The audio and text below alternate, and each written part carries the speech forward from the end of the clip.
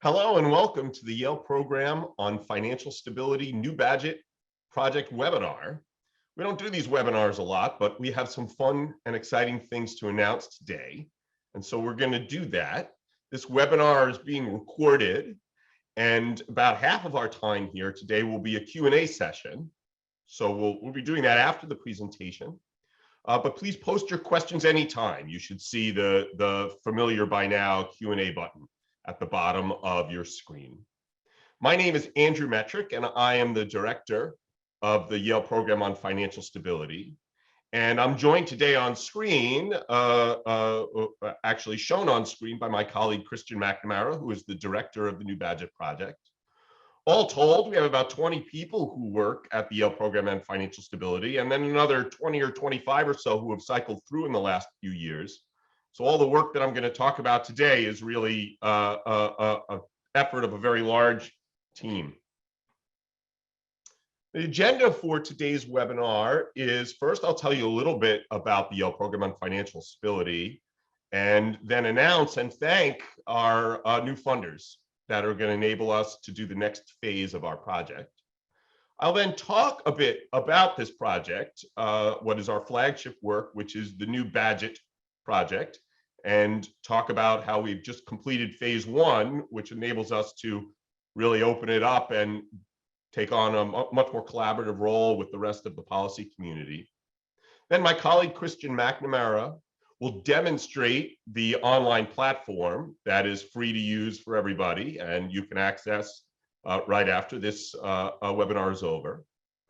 I'll give a very brief little what we have learned so far about how to fight financial crises. Talk about how you can get involved, and then we will take questions.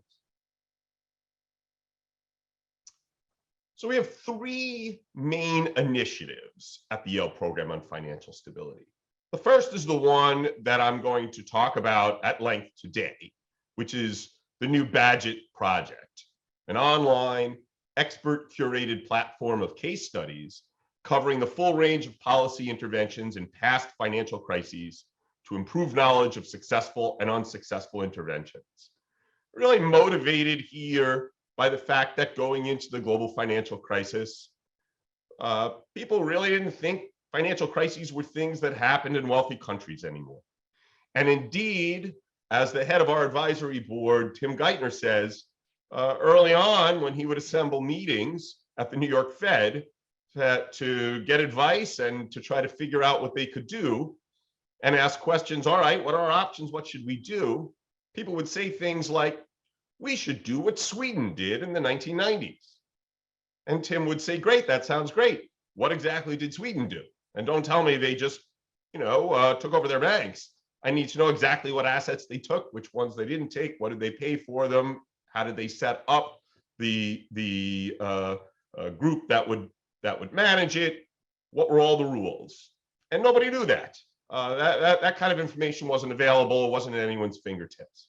We would like it to be the case that for the next financial crisis, and sadly, I believe there will be a next one, people will be able to access that information a lot more easily, and they will know a lot more. So when they access it, they'll be able to pull together a memo in 3 hours for their boss that tells them what their options are. We began the Yale program on financial stability even before we were doing the New Budget Project by bringing together in a war college-like format, in a bit of a summer camp for policy people, a YPFS institute. At the YPFS Institute, we would have several different events, some for researchers that wanted to talk to practitioners, some for practitioners who wanted to hear from researchers, and some for high-level practitioners just to talk about what they did, focused now very much exclusively on how to fight crises when they are actually happening. A few years after we began in 2013 with the YPFS Institute, we started a master's degree program in systemic risk. So our institute is a non-degree get-together for a week or two thing in the summer. The master's degree is a full year-long program that has now been well integrated into everything else we do at the Yale program on financial stability, where we have usually early or mid-career central bankers or people coming from other regulatory agencies responsible for financial stability who come and study with us for a year and get a master's degree out of it to boot. So all of this stuff has taken a lot of people, as I explained earlier. We've got 20 full-time people now and a whole lot that have cycled through. And we couldn't have done that without the help of people who believed in us, even when we didn't really have a whole lot of a plan. So I just wanted to say thank you to 3 different groups here that have helped us from the beginning.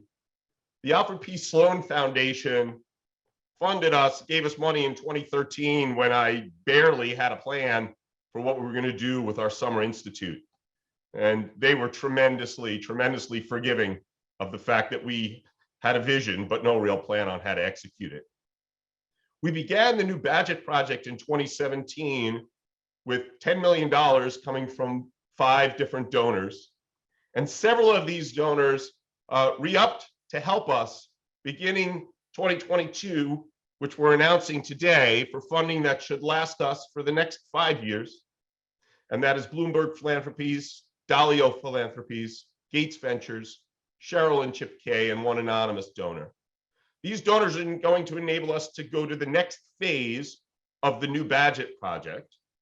And then after that, we hope we can raise some permanent funding that will enable us to exist in perpetuity and serve as a resource for the policy community. So let me talk about the new Bagehot project now. And what you see in front of you is a schematic of all the different types of interventions that are done by governments during a financial crisis. Now, we have a funny name for this project, calling it New Bagehot. Bagehot, of course, refers to Walter Bagehot, who was an editor of The Economist, among other things, in the 19th century, and wrote a famous book in 1873 called Lombard Street, where people have paraphrased his advice for the Bank of England to then apply to all central banks. They paraphrased it as, in a panic, lend freely against good collateral at a penalty rate.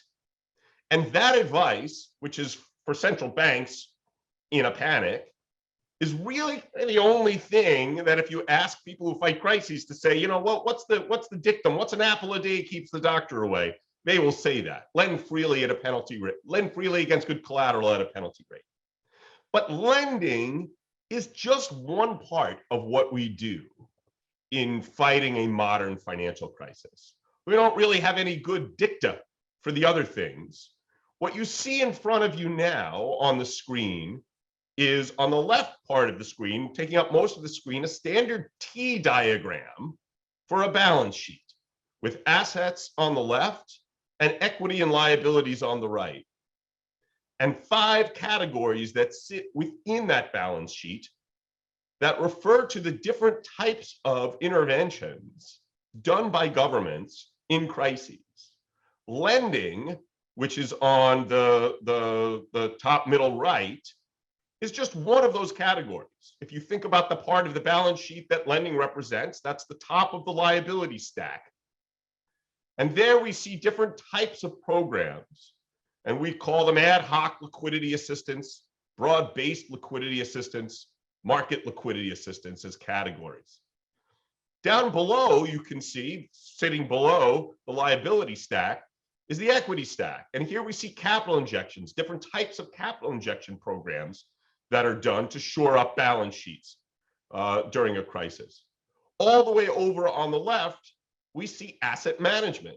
This is where we go and we take assets off the balance sheets of banks or other financial institutions and restructure them in some way. Sitting in the middle are categories, broad categories of guarantees, either guaranteeing of liabilities or sometimes assets, things that include categories such as account guarantees, which are at the top of the liability stack, things like telling depositors they can get their money back and we will raise the amount we get their money back, all the way down to things at the bottom of that box, asset guarantees, where the government might put a floor under the value of assets on the balance sheet. Below that is restructuring, which goes all over the balance sheet. Restructuring or resolution and takes the balance sheet apart and puts it back together again.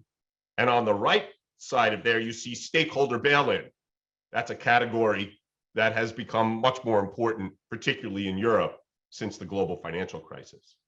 All the way over to the right are some things that are interventions but don't fit neatly within the balance sheet.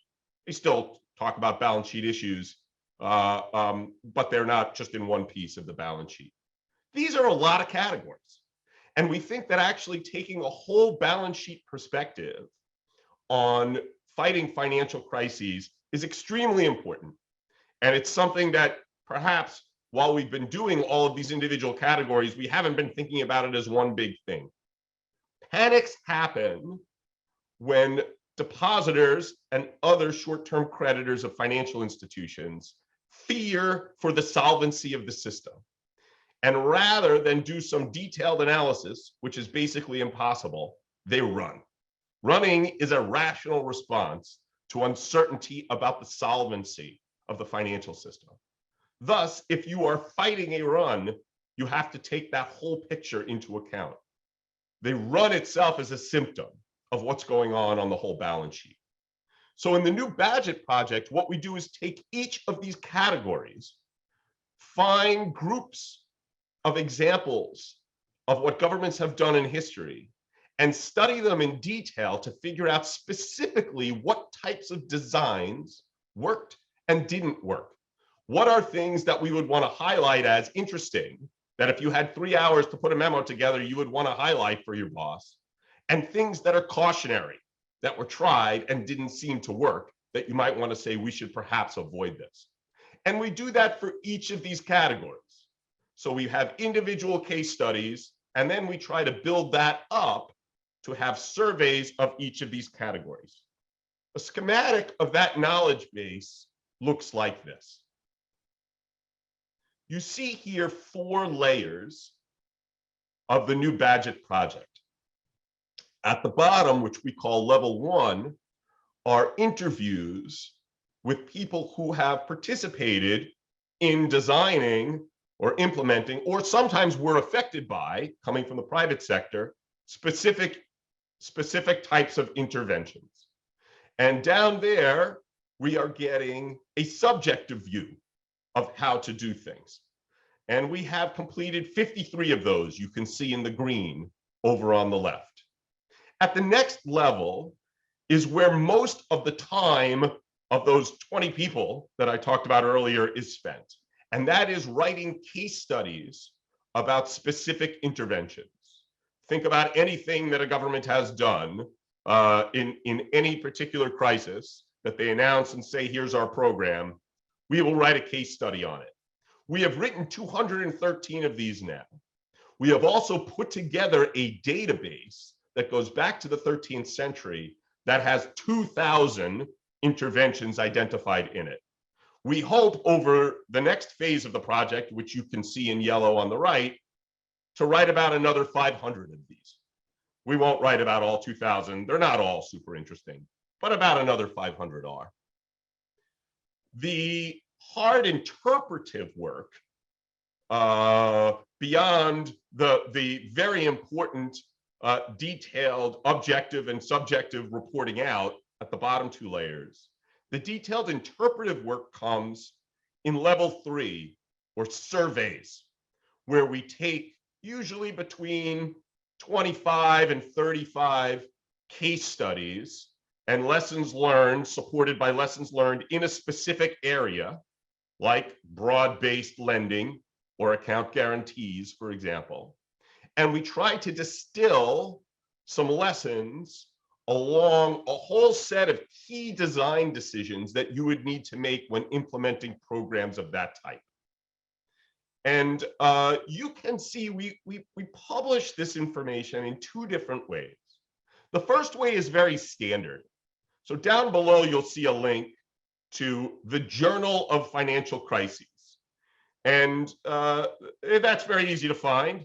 All you need to do is Google Journal of Financial Crises, and you'll get to our page on Eli Scholar, where we publish online a fairly standard looking journal that has in it the lessons learned, the case studies, and the surveys, along with some more academic, researchy types of things about fighting financial crises.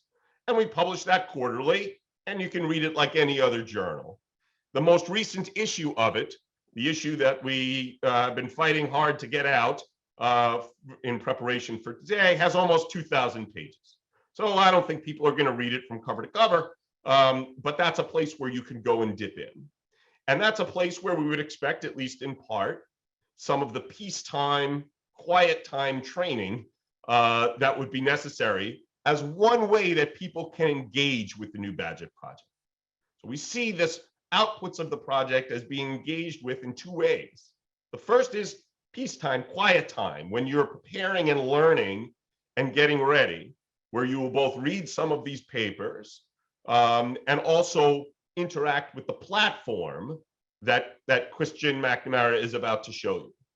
But the second way, and the way that will really need the platform, is when you've been asked by your boss, hey, we've got a few hours and a huge pandemic is now ripping through the world and we need to figure out a way to support small business.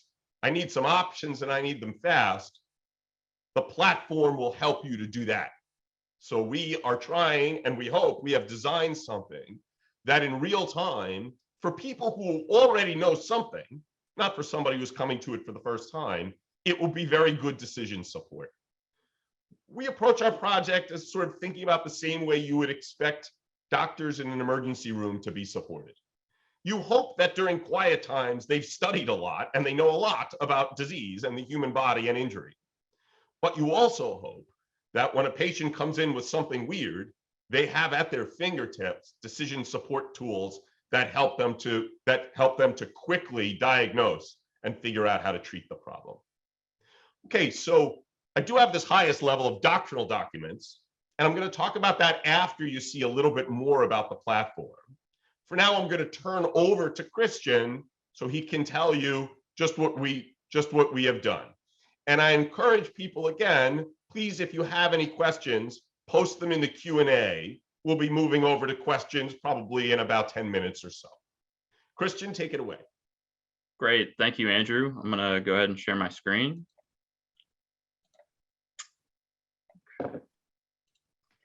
So as Andrew mentioned, the new Bagehot platform currently has 3 levels of material: the lessons learned interviews with policymakers involved in past crisis response, case studies that seek to analyze specific programs introduced in response to past crises, in many cases utilizing lessons learned interviews, and then finally our surveys, which look out across multiple examples of the same type of tool for purposes of distilling insights about how best to use that tool.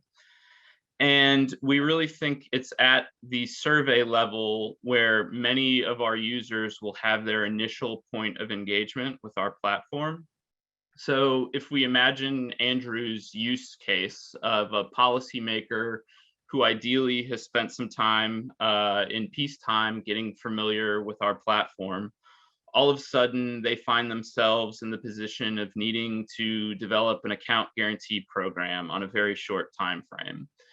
Our account guarantee program survey is intended to support that policymaker with as much information about account guarantee programs in as digestible a form as possible, given the time constraints that would be involved in that context. And so there are a couple of different design features that we've incorporated into our surveys for purposes of ease of digestibility. The first, which Andrew alluded to earlier, is the fact that we've deployed a color coding system for highlighting particularly noteworthy features. So blue, interesting features, not necessarily features that should be incorporated in all instances of this particular tool, or that will be effective in all contexts, but at least something that there's some reason to think is worth considering when adopting such a program. And then on the flip side, yellow, caution indicated, again, not something that we're saying should never be incorporated into a program or would never work in any context, but just that there's some reason to believe that it should at least be evaluated pretty carefully prior to being adopted. And so as we move through the survey, we'll see the use of these color codes to highlight particular features, again, that we want to draw policymakers' attention to pretty quickly. The next feature that we've incorporated is our use of key design decisions as our primary unit of analysis. So if you spend enough time in YPFS circles, you'll constantly hear people referring to KDDs, that's key design decisions. And the idea here is that if we think about a particular type of program, there are a set of decisions that policymakers need to make in designing such a program. So things like who's going to be eligible for the program, how are we going to communicate about the program, how large will the program be, what fees will we charge associated with that program. And the idea here is that if our policymaker comes to the platform, they have a sense that they want to develop an account guarantee. They know generally how they want to do it, but there's a very specific question they have. Gee, how did various other countries approach this question of program size? How large to make the guarantee? The idea is that the KDDs allow them to quickly hone in on the specific design feature that they're interested in, giving policymakers a sense of what various programs throughout history have done on that front. And then again, utilizing our color coding system to highlight particular approaches to that question that might be worth paying particular attention to. And then finally, we have sort of a conclusion section. So if the KDDs kind of enable us to drill down on very specific features, very specific elements of the program design, the conclusion section is is an opportunity to kind of take a step back and view things a little more holistically and think about, okay, what are the high level takeaways that we have come up with as a result of studying 20+ examples of the use of this tool that policymakers are going to want to keep in mind as they're approaching the future use of this tool. So that's the survey level of material. And again, I think for many of our users, that will be at least the initial entry point. We also obviously have our case studies, which support the surveys, but for many users may be interesting in their own right. So, Andrew's example of a policymaker who has a general sense that Sweden did something very effective. Case studies allow them to dive into what specifically Sweden did, how they did it, why they did it that way, what design features sort of promoted its effectiveness. Or alternatively, we could have a policymaker who, in reading our account guarantee survey, for instance, identifies an example or two that seems particularly relevant to their situation, such that they want to drill down on those specific programs and learn more about them. And so here again, our case studies are designed with certain features that are intended to be helpful in digesting this information pretty quickly. We start off with kind of an at-a-glance section, which gives a brief overview of why the program was introduced, what it was about, how it turned out, so that people have kind of the context prior to diving into the more specific analysis associated with the key design decisions. And then also a summary evaluation section, which provides a sense of what analysis is out there about the effectiveness or non-effectiveness of this particular program. And again, this isn't our own evaluation at this stage. This is us summarizing what already exists in terms of the evaluation of these programs.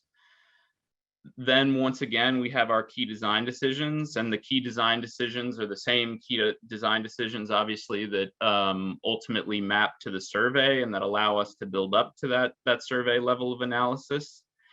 And then significantly, we have a key program documents section. And the idea here is that these programs have any number of important documents associated with them that may be of interest or use to future policymakers. But the problem is they're in various different places all over the internet. So media stories about the program's rollout, legal documents that actually implemented the program, academic papers analyzing the program, government reports on program usage, all over the place, and in some instances actually disappearing, at least in terms of being readily accessible. So you can imagine a government during a crisis sets up a program, they establish a website associated with that program, but then the crisis ends and ultimately that website may come down such that the documents on that website are no longer readily accessible. And so the idea here is we want to ensure that everything is available in one place and in a way that will not ultimately disappear. So wherever possible, the documents associated with these cases, we actually archive in an online resource library that we have developed for purposes of ensuring that they're available into the future for policymakers. So in addition to those features of the cases themselves, we also have a comparison tool that allows policymakers to sort of graphically in kind of a matrix format see how different instances of a particular type of program compare across those key design decisions. And so, again, if a policymaker is specifically interested in what was done from a fee perspective, they can use the comparison tool and quickly read across the fee entry to get a sense of what the programs compared did on that front. And then, as you can see, once again, we've incorporated that blue and yellow signaling to highlight particular features that may be of most interest to policymakers. So as Andrew has alluded to, and as he's about to discuss in greater depth, the new Bagehot platform will be freely accessible to anyone who wants to use it. We will, however, also have the ability for representatives of institutions responsible for crisis management to sign up for free authenticated user accounts.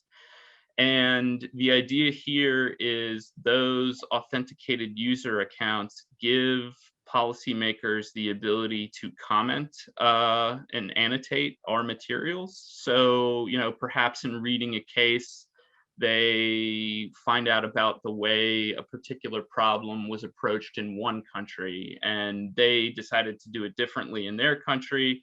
They can come in and leave an annotation to that effect, which will be seen only by other authenticated users.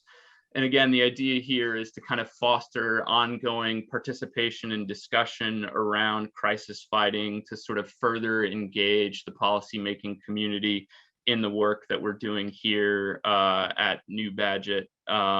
And I'm going to hand it back over to Andrew to talk about kind of what we've learned to date as a result of the work that we've done in phase 1 of the New Bagehot project, and then also to talk a little bit more about how to participate and engage with us in this endeavor.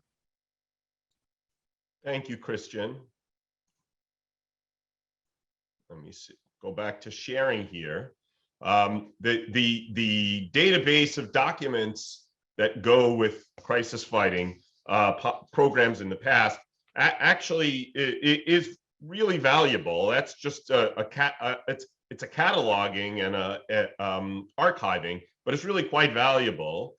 In the early days of COVID, we did receive several calls. We won't mention names to protect the guilty or innocent. Of people at important institutions saying, we did this thing way back in 2009, 2008, but we don't have our documents. Do you have them? So now everyone will know where they are all the time. They won't have to make those embarrassing phone calls. They will see them. Christian showed some of the features of the platform, and of course, it's not the case. We don't think that it's at all realistic that somebody in the midst of a panic is going to hear from their colleague, hey, this resource exists at Yale, and they're going to run off and find out how it works and read stuff and in a matter of hours come up with something to tell their boss. It's not going to work that way. We know nobody has that kind of time. So really, for this to work, we need folks that are in the crisis fighting world, although for almost all of the year you're in the crisis prevention world, for a little time every year to kind of make sure that you know what's going on in crisis fighting and renew your acquaintance with all of this material so that if something bad does happen, you know where to find things and you have a framework for thinking about it. That's why getting people to participate and engage with it is so important for the success of the venture. At the top of the knowledge hierarchy here are the hope that we have some set of doctrinal documents, some things that look a little like Bagehot's dictum, but perhaps less pithy. And we're making progress on that. I wouldn't say that we have completed it, but I hope that at some point in the next few years, there'll be something that looks more like a book that will be shorter, that somebody at a very senior level might be willing to read. They're not going to necessarily want to engage with the whole platform, but that gives them a framework and gives something that looks a little like Bagehot's dicta for a broader part of the balance sheet. But there's a few lessons that I think there's a few broad themes that have come out, and I'm going to talk about them now. The first is something that I've already described, but I don't think is widely appreciated, which is that it's important that you take a whole balance sheet perspective.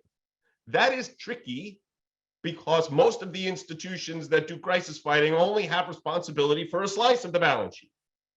When you are a central bank, for example, tasked with maintaining financial stability and you are the first line of defense, really you can only play with a narrow part, the very top right part, the top of the liability stack. But nevertheless, it's important to recognize that you will be one piece in an overall strategy going forward and to be thinking about that from the beginning. Second, and this is something that of course is well understood about how crises are set up, but not necessarily about how specific interventions are designed. And that is that crises really do have two phases. There's an acute or panic phase, and then a long-lasting chronic phase where the financial system may be undercapitalized still and not doing its job completely in bringing savings into investment. But nevertheless, we're no longer observing runs. Interventions must be tailored differently in each of these phases. And let me give an example, a very specific example of that, and why actually having them designed differently in these two phases makes sense and that you wouldn't want to mix the two things up. Perhaps the most famous specific intervention of all time is the TARP program, the Troubled Asset Relief Program in the United States. Now, in the acute phase of that program, despite its name, Troubled Asset Relief, it quickly became something about injecting capital into banks.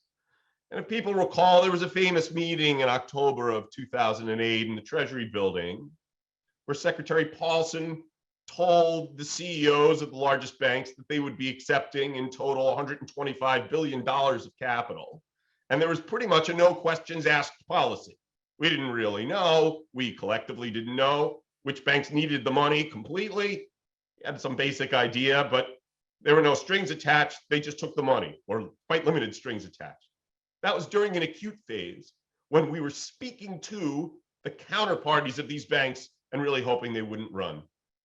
Later, in the spring of 2009, when the second half of that $700 billion was appropriated by Congress and released, a complicated, very detailed stress test was set up on approximately that same set of banks that would carefully evaluate exactly what they needed and had a lot of strings that were attached. That was a chronic phase program. It was paying a lot of attention to moral hazard concerns, and it was taking its time. That was a program that was correctly designed for that phase because we were talking to the banks and trying to affect bank behavior. In the acute phase, it wasn't so much bank behavior that we cared about, but the counterparties of the banks. The interventions needed to be different, and they were. But we did make a mistake during that time. And that's really related to our third theme, which is that communication can make or break an intervention. While the intervention in the fall of 2008, that was TARP, was designed well for its purpose of speaking to bank counterparties and calming markets, it was communicated somewhat unclearly, with some of the communications suggesting that the point of the program was to have the banks recycle this capital into lending, and that this would help banks to lend more. Lending more is something we care more about in a chronic phase. And the promise that this would help banks lend more, I think, was a mistake. They weren't going to lend more, not at this particular time. There was no real demand for the banks to lend more. And there was no reason that there was nothing about the design of the program that would ensure that banks lent. Years later, when people wrote about the crisis, some very, very distinguished scholars and practitioners have said one failure was banks didn't lend more from the money that was put in 2008. Well, it wasn't intended that way, but it was communicated that way. And that really led, I think, in part to the program not being seen as a great a success as it indeed was. In fact, during the early COVID times, we saw some programs that were successful purely because of their clear communication. In the United States, we saw programs where on the corporate side, where the mere announcement effect was enough. They were communicated clearly, the government's intent was made plain, and there was no real confusion about what they were trying to do. So it can make or break a program. In our database, we see many examples of programs that were communicated poorly in their early days and just never got off the ground because of that. All of these things point to the real strong need to prepare in advance. The legal and institutional details of program design matter a lot, and it's easy to make mistakes in the heat of a crisis. And I think that's what our whole project is really about, making it possible to do that preparation in advance. But we know that between the global financial crisis and COVID, the Federal Reserve System in the United States did a tremendous amount of work on the types of programs that it had used in 2008 to make sure they could set them up quickly and execute them very, very efficiently. And that worked. Those programs were enormously effective when they were taken off the shelf in March of 2020, April of 2020. It was the programs that were new, that we hadn't really thought about how we would design, that really didn't seem to have nearly the level of effectiveness. So the importance of preparation, I think, is clear. Okay, so how can you get involved? How can you be engaged? We want everybody, the general public, but also importantly for us, central banks and other agencies involved in fighting crises, to partner with us, to get as involved as they're allowed to. And we want to make it as easy as possible. Your involvement does not commit your institution to any official anything. You're commenting or telling us, giving us advice on research, just like you would if we sent you a paper and you asked us and you gave us some comments. So that's all that we're looking for here. So we will email out all the webinar participants a form to complete. You can certainly already go to our website. That will be in the email. We'll just give you the address you can go to. You can play around. You don't have to do anything for that. But we also want to know if you're willing to help us out. The next phase of the project will involve us writing a whole lot of cases, but also getting comments and interactions from folks who are involved in the community. Okay, so without further ado, we have about 20 minutes left. I want to move over to questions. So let me start here. Okay, so I see a question from our friend Tony Fratto. So Tony's question is about communication, and he says, as you can imagine, I was happy to see you mention the importance of communications. Will this be a significant part of the new Bagehot project? Are there specific communications case studies or the consequences of communication mostly addressed in the various cases? So great question.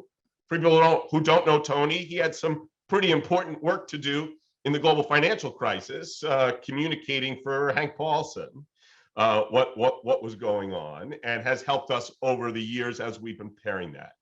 So Tony, communication is enormously important to us. As you know, we have a course now at Yale on crisis communications taught by my colleague Roz Wiggins. And in addition, in every case study that we write, there is a section about communications. There may come a time where we can pull together something that is cross-cutting across a lot of cases about communications that are best practices. Right now, all we can tell you is clarity is good when you're rolling things out. But we have a communication section in every case. How was it communicated? We think that actually good preparation should be not only that you have plan documents prepared in advance, but in addition, that you have press releases prepared. So all you need to do is go in and change some specific things so that you know how you want to communicate these particular programs. You shouldn't be coming up with that totally on the fly. So whether or not we end up with a survey on communications that cuts across, I don't know. It will certainly end up a large part of the higher level doctrinal documents. So a question from Dick Berner: are academic institutions welcome to join? So yes, we're going to figure out ways that lots of different groups can participate and help, but certainly academic institutions, we want academic institutions involved. So Dick, send stuff away and we'll get people signed up. Randy Gunn asks, have you interviewed any of the bankers or lawyers who developed the resolution plans by the GSIBs? So we have not yet done that. And what's interesting about, so this question is specifically going forward. Now we have some plans. We have things that look like living wills or plans for what would happen in the United States under Title II resolution plans. We have not yet done any lessons learned interviews with these folks or written any cases, in part because so far we have just been working on things that have already been done, as opposed to things that are preparing for the next crisis. But we have had some guest speakers come in who have been heavily involved in this. And I'm trying to figure out how to fit it into the program. In Europe, there has been a little bit of this that has gone on, and we will be writing cases on the specific restructurings and resolutions that have happened in Europe post the GFC changes. Okay, so I have another question here from an anonymous user, an anonymous participant, that says, how relevant are the lessons from past crises, given that the next crisis is likely to be totally different? Are you training people just to fight the last war? So we've actually received questions like this a lot over the years. And I think it is the case, it's absolutely fair to say, hey, you know, every crisis is different. We know every crisis is different. And so is studying all these past crises really going to be helpful? So the first answer I would give to this is that now we have a nice historical example to show us that things that we've used in past crises matter for the next one, even if it's totally different. I cannot imagine two crises more different than what we saw happen 2007, 2009, the global financial crisis, and then the incipient panic in the early stages of the COVID lockdowns in the West in March and April of 2020. These came from two totally different places, really couldn't be more different. But the most effective things that were done were basically off the shelf things that had been first developed for the global financial crisis. So it is the case that in fighting a financial crisis, a bit like fighting a fire.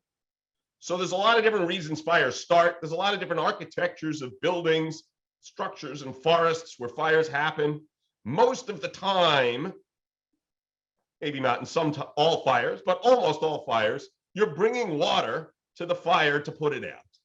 And some of the techniques for how you contain the fire are the same. So I think it's important to recognize that while the next one is going to be a little bit different, we should not let the fact that the next one will be a little bit different mean that it's okay to make the same mistakes that we made in the past. I have a question here that would be better for me to give to my colleague, Christian. Christian, people ask, how are your interventions categorized in the first place? How did you come up with different categories of interventions? And what database do you use to choose cases? And I was wondering if you might want to talk a little bit about that. Christian is often leading the efforts to come up with exactly what our new categories would be and what cases to choose.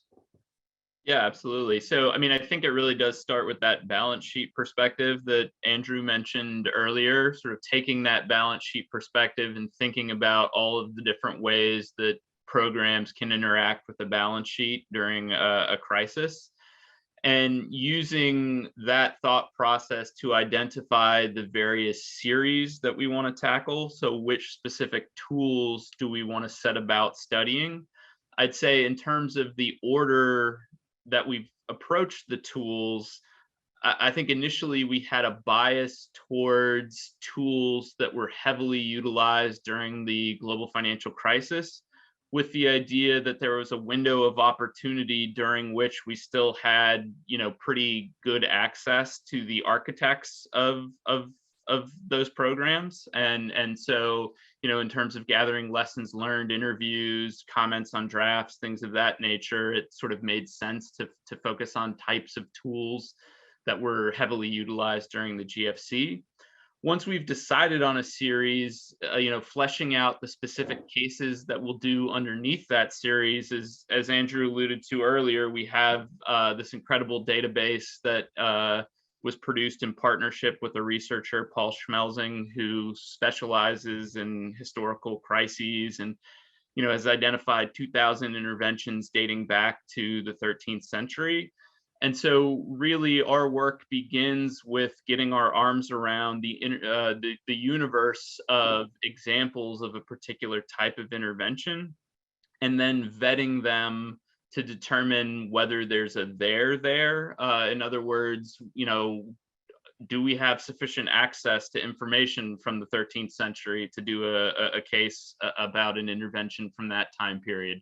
In many instances, no, but we have cases already on New Bagehot dating back to the early 1800s. And I think I may have seen a question in the Q&A about, are there things that we can learn from crises that far back? And I think the answer is, maybe not in all instances, but we at least want to see if there is anything that we can learn from what was done in the UK in 1825. And so that sort of evaluation is kind of how we arrive at the set of case studies that end up populating a given series and then ultimately a survey. Thank you, Christian. Okay, I see we have some other good questions here online. We have a question from Austin Gouldsby, who has been one of our member of our board of advisors since we began. He says, Christian describes the blue shading and the yellow warnings. Will New Bagehot include some red danger cases of situations of policies to avoid? So in our early instances, we did have some red. We had some red in there. But the fact is that it's actually quite rare in history that you have something where you can really be convinced that as an individual looking back with the benefit of hindsight, that the people who didn't have the benefit of hindsight clearly made such a high glaring error that they should be punished by the color red. We were encouraged by some of our early, in a meeting that we had a few years ago as we were developing the system, by some people that perhaps would be better for us and less judgmental by us to just stick to two colors. Yellow really is a warning. Yellow tells you, hey, this thing did not work out when it was tried. And there's some reasons to think that it might not work out the next time it's tried. And that's pretty good. Red would be pretty punitive, given that we weren't there at the time. And it's very rare that someone is able to do the kind of careful empirical work to say for sure this was a horrible error. So yellow does that job for us. Furthermore, it'd be nice to have a green, not just blue. Green saying, hey, this is awesome and you should always do it. But we don't think we have things that are awesome and you should always do, in part because, again, if crises are a little bit different time to time, it's rare that you can say, always do this. Just like I think it would be rare to say to a doctor in an emergency room, no matter what, when this person comes in and they're saying X, you should do Y. Instead, there's things you should think about doing. And that's what blue gives you. Blue says, hey, these are interesting. These should be on your list of suggestions that you might want to put into the memo that you have to do in a couple of hours. Andrew, if I may, I think this Yes. relates to a really good question that I saw in the Q&A about how we take into account the context for these things. And I think that's a great question, and was in fact another of the key points of early feedback that we got from the policymaking world in terms of our plans for developing this tool. The fact that contexts will vary pretty significantly, from country to country, crisis to crisis. And so therefore, we need to ensure that we're taking account of that context in the work that we do. And so at a very basic level, one of the things that we added as a result of that feedback was kind of a context box for all of our cases, which gives at least some brief sense of some of the important contextual considerations around size of economy, size of banking system, concentration of banking system, et cetera. But then more to the direct thrust of that question, at the survey level, certainly where there seem to be important contextual considerations for how to use a tool effectively and when it can be used effectively and when it can't be used effectively, that is absolutely something that we seek to highlight in the survey. And so just as an example, I'm thinking of, we've done a number of surveys already on guarantee programs.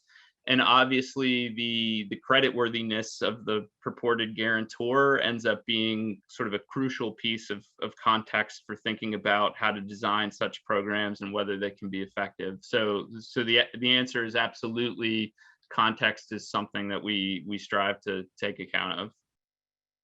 Thank you, Christian. I have another question here from an anonymous attendee. Will there be future work anticipating how banks and central banks might respond or proactively prepare for more physical crises, such as maybe climate and property damage or infrastructure damage? Well, thank you for that question. And let me kind of answer it in a couple different ways. So first, I should say, yes, we will be doing that. That work is important to us. But I want to caveat that here, say might respond or proactively prepare. So yes, that's the business we're in, responding and proactively preparing your response to the crisis itself. So we are very much not in the prevention business. And in large part, we're not in the prevention business because a lot of you already on this webinar are in the prevention business and have the resources to be in the prevention business the right way. So there are large consortia of institutions working on preparing for climate risks, for example, and policies that could be put in place by both monetary and fiscal authorities to mitigate those risks. And we're not in that game because we don't think we're needed in that game, and we don't think we have a lot of value add. But from my conversations with people who are in that game, I don't get the sense that right now people are saying, hey, if we woke up in the morning and we found a huge piece of the Greenland ice shelf had just fallen off and ocean levels had risen unexpectedly by a few centimeters this morning, and we're starting to see a collapse in insurance companies that have a lot of coastal insurance. What do we do? What policies would we put in place tomorrow? That there's not as much work on that. So we do want to think about how to use the tools that have been developed in the past and proactively design ones for future crises that happen for reasons we hadn't previously seen. And in fact, that's an important part of our work going forward. We're not going to have case studies on these things, of course, but we're going to use the case studies of the past and the lessons of the past to start designing things that could be used in these future crises. If you go to any defense ministry or military intelligence group worth their salt, they have all kinds of contingency plans that are sitting in drawers. Whether these actually get used, who knows? But they're very important exercises for keeping people thinking about stuff, even though most of the time they're not used. And we want to do that. So I think that is indeed important. Let's see what else we have here. Here's a question from Adam Keeney. Will you be making virtual training sessions available for institutions? So we would like over time for training to be a big part of what we do. So to take the platform and the materials as we have them and get involved, perhaps partnering with some of the international institutions that already are in this space to use these materials as part of training. And there's various ways. The nice thing about perhaps the only nice thing in my experience about the COVID crisis, we've all gotten very good at virtual stuff. So we would like to do that. Right now, we have a program that we do on campus that used to be fully on campus for 2 weeks as part of our Systemic Risk Institute, that we're going to turn into a hybrid program where we have our rising stars from central banks and other regulatory institutions around the world come to us. We're going to turn that into a program where we spend half the year doing stuff virtually, and then they come to campus for a week.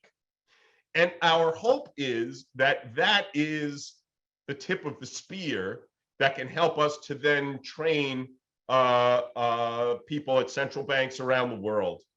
Furthermore, as part of the partnerships, we're really hoping to attract some people who are economists at central banks to come and spend a semester or a year with us, hang out in an office, and help us to design and deliver educational materials around the world virtually.